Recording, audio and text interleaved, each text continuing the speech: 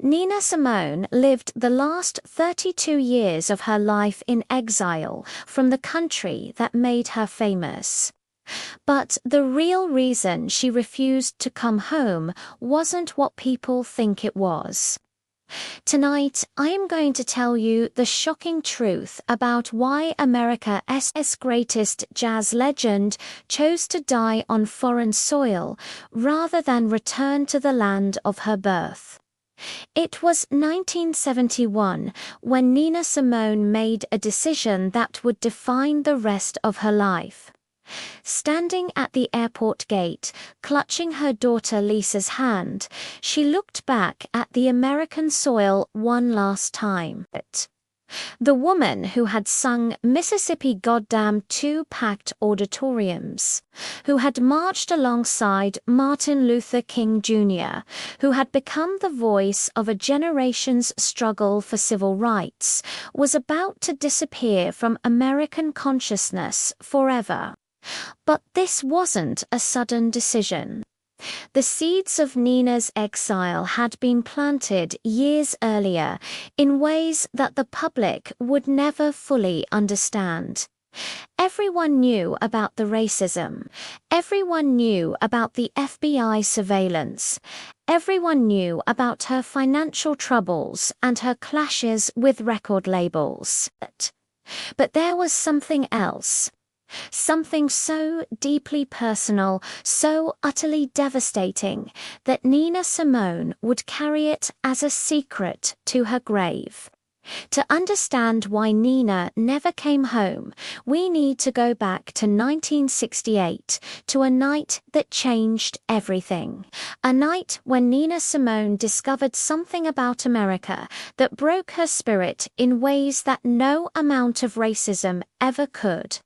By 1968, Nina had become more than just an entertainer. She was a warrior. Her songs like Mississippi Goddam and Young, Gifted and Black had become anthems of the civil rights movement. She genuinely believed that her music could change America, that her voice could help build a better world for her daughter Lisa. But on April 4, 1968, everything changed. Martin Luther King Jr. was assassinated in Memphis. Nina was performing in New York when she got the news. She broke down on stage, unable to continue. The audience sat in stunned silence as this powerful woman, this force of nature, crumbled before their eyes. Nina rushed home that night, expecting to find a nation in mourning, expecting to see Americans united in their grief for a man who had preached nothing but love and understanding.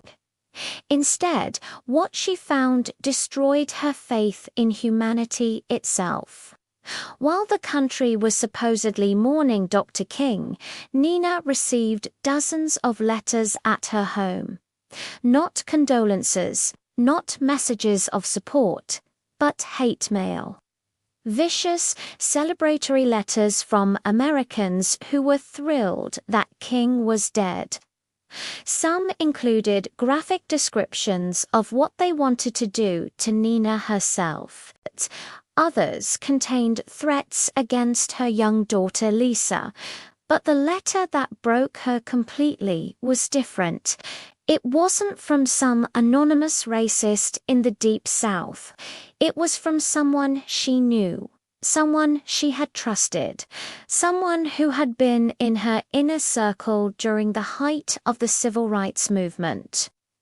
This person and I won't name them because they have descendants who are still alive, had been secretly feeding information to the FBI about Nina's activities, her friends, her plans. But worse than that, they had been collecting what they called insurance against Nina, photographs, recordings, personal information that they threatened to make public if Nina didn't tone down her activism. The letter arrived 3 days after King's assassination.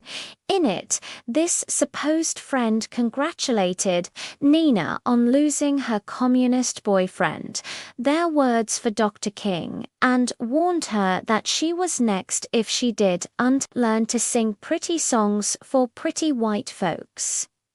As Nina dug deeper, the betrayals multiplied. Record executives who had smiled to her face while systematically cheating her out of royalties. Fellow musicians who had publicly supported her while privately mocking her. Angry black woman persona at cocktail parties. Even some civil rights leaders who had used her fame to advance their own careers while secretly believing she was too radical for the movement.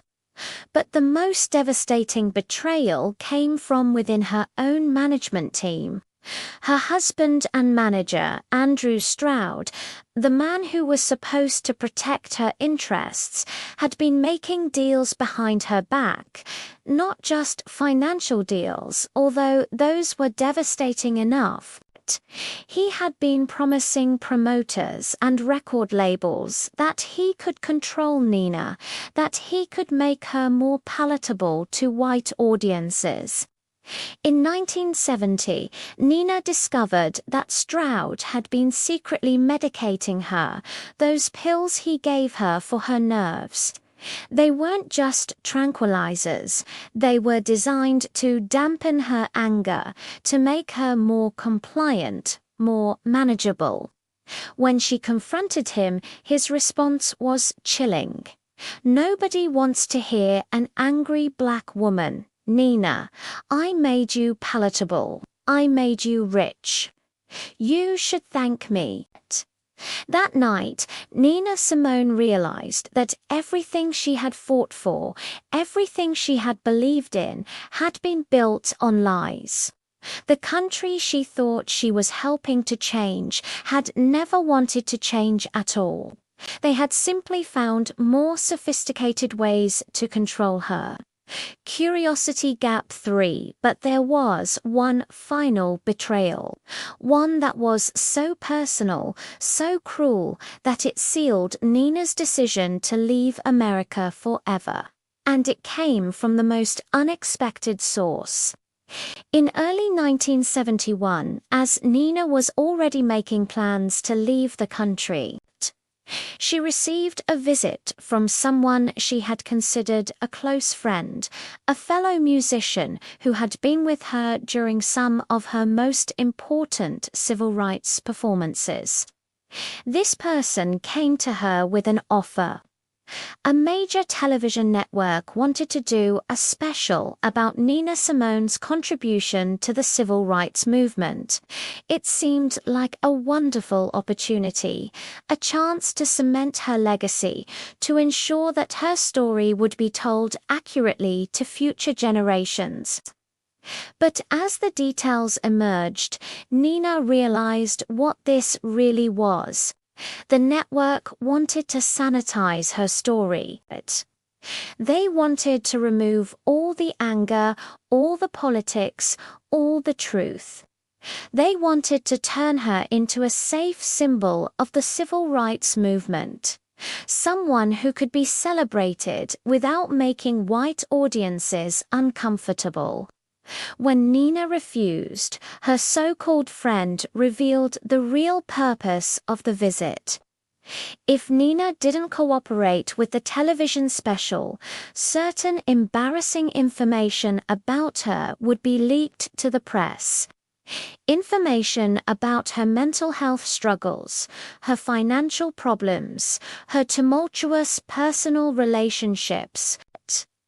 You can be America's sweetheart, this person told her, or you can be America's cautionary tale, but you can't be America's angry black woman anymore. That time is over. Nina stared at this person, someone she had trusted, someone she had considered family, and realized that this was America.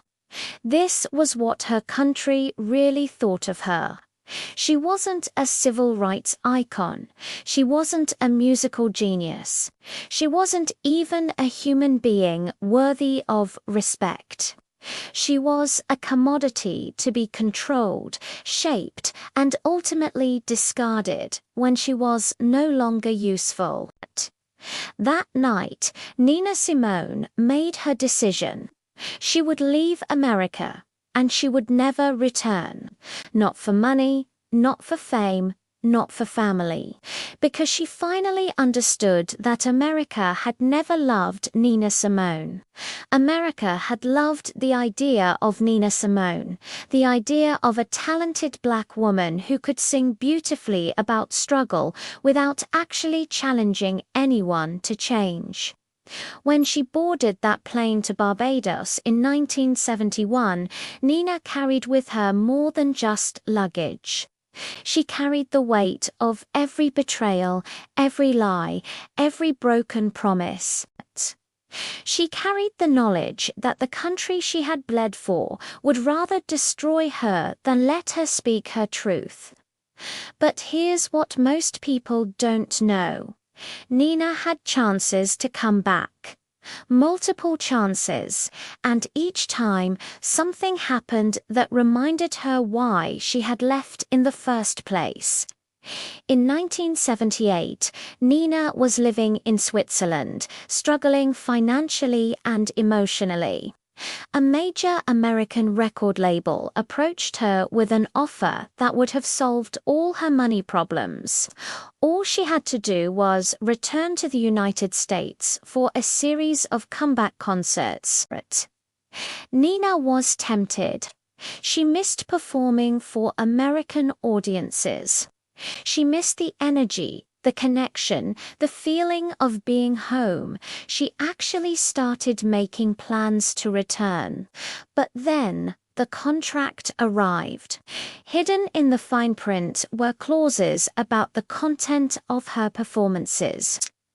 She couldn't perform certain songs, the angry ones, the political ones.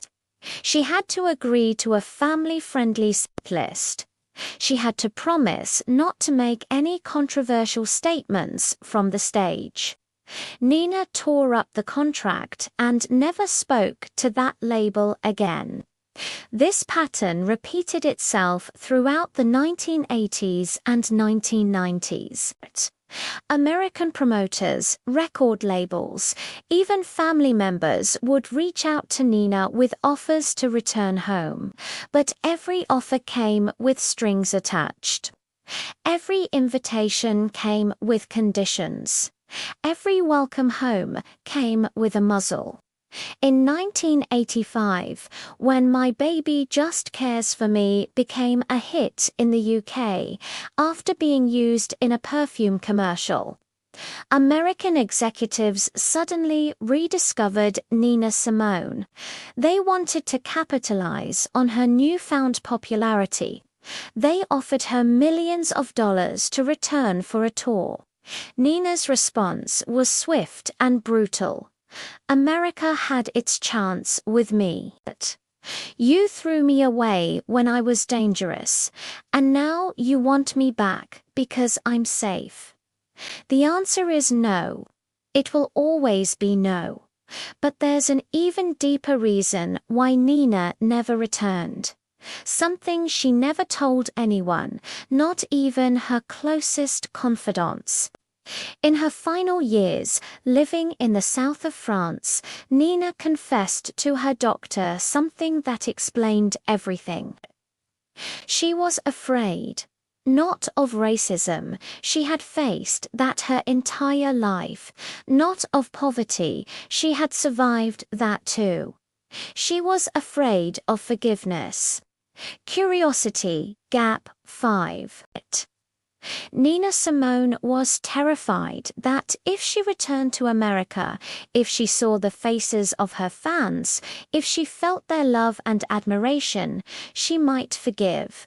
And forgiveness, to Nina, felt like betrayal, betrayal of everyone who had suffered, everyone who had been silenced, everyone who had died for the cause she had sung about.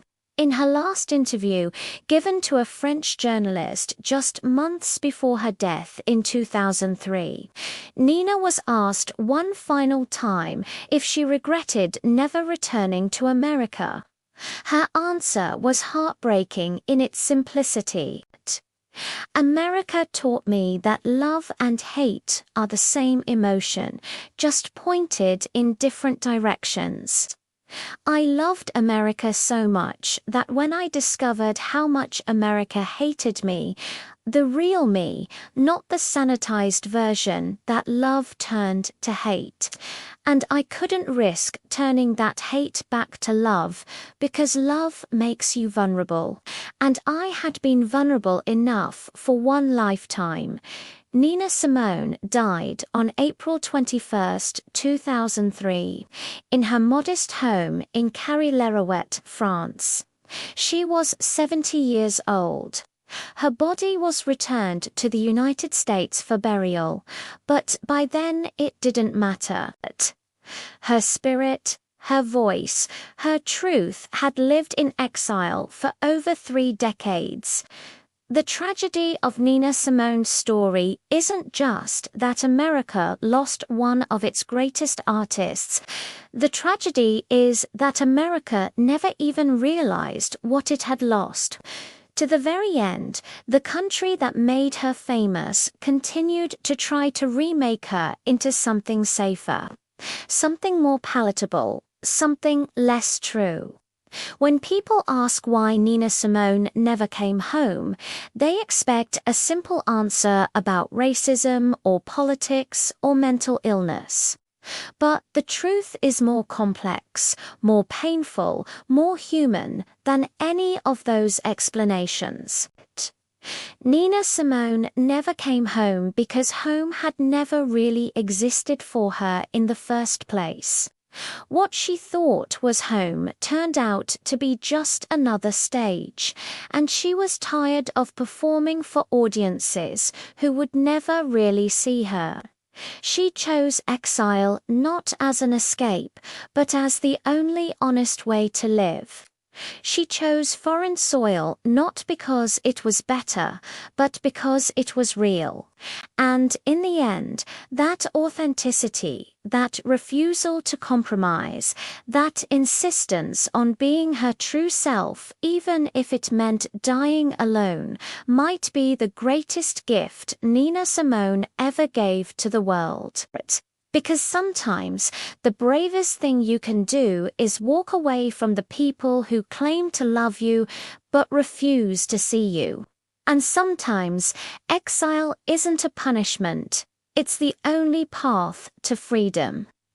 Nina Simone's story reminds us that home isn't always the place where you're born. Sometimes it's the place where you can finally stop pretending to be someone else.